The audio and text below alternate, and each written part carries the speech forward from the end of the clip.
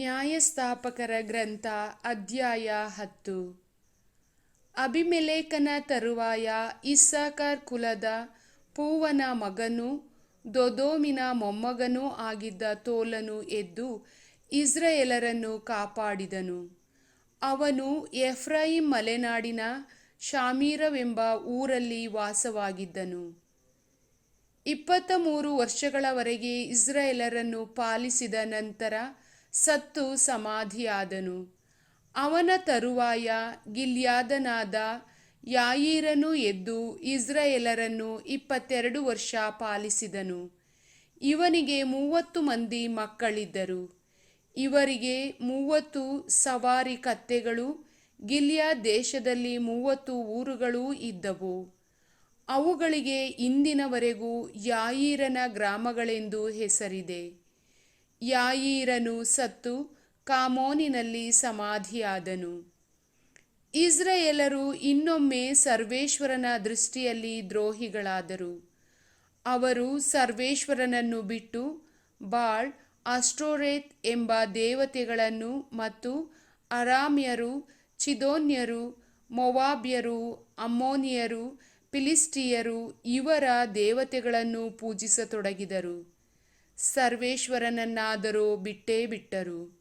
ಆದುದರಿಂದ ಸರ್ವೇಶ್ವರ ಇಸ್ರಾಯೇಲರ ಮೇಲೆ ಕೋಪಗೊಂಡು ಅವರನ್ನು ಫಿಲಿಸ್ಟಿಯರ ಮತ್ತು ಅಮ್ಮೋನಿಯರ ಕೈಗೆ ಒಪ್ಪಿಸಿದರು.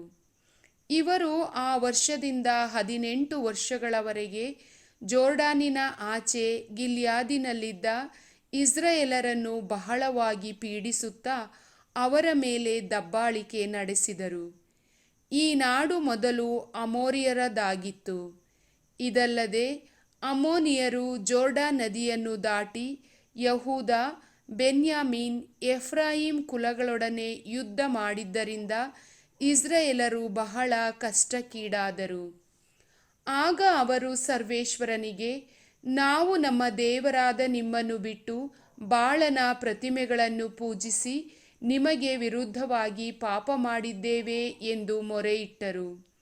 ಸರ್ವೇಶ್ವರ ಅವರಿಗೆ, ಈಜಿಪ್ಟ್, ಅಮೋರಿಯ, ಅಮ್ಮೋನಿಯ, ಫಿಲಿಸ್ಟಿಯ, ಚಿದೋನ್ಯ, ಅಮಲೇಕ್ಯ, ಮಾವೋನ್ಯ ಇವೇ ಮೊದಲಾದ ಜನಾಂಗಗಳು ನಿಮ್ಮನ್ನು ಪೀಡಿಸಿದಾಗ ನೀವು ನನಗೆ ಮೊರೆಯಿಟ್ಟಿರಿ.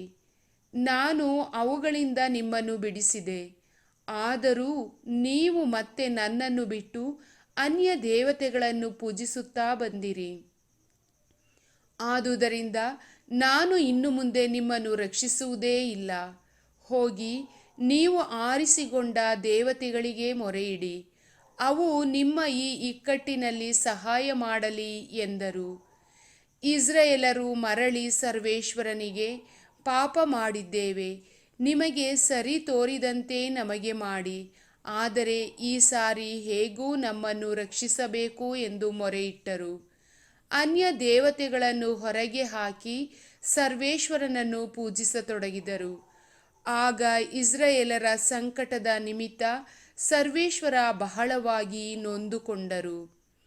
ಅಮ್ಮೋನಿಯರು ದಂಡೆತ್ತಿ ಬಂದು ಗಿಲ್ಯಾದಿನಲ್ಲಿ ಇಳಿದುಕೊಂಡರು. ಇಸ್ರಾಯೇಲರು ಕೂಡಿ ಮಿಚ್ಪೆಯಲ್ಲಿ ಪಾಳೆಯ ಮಾಡಿಕೊಂಡರು. ಗಿಲ್ಯಾದಿನ ಜನರು ಹಾಗೂ ಅಧಿಪತಿಗಳು, ನಮ್ಮಲ್ಲಿ ಅಮ್ಮೋನಿಯರೊಡನೆ ಯುದ್ಧಕ್ಕೆ ಕೈ ಹಾಕಬಲ್ಲವನಾರು? ಅಂಥವನನ್ನು ಗಿಲ್ಯಾದಿನವರೆಲ್ಲರ ಮೇಲೆ ನಾಯಕನನ್ನಾಗಿ ಮಾಡಬಹುದಲ್ಲ ಎಂದು ತಮ್ಮೊಳಗೆ ಮಾತನಾಡಿಕೊಂಡರು. ಪ್ರಭುವಿನ ವಾಕ್ಯ.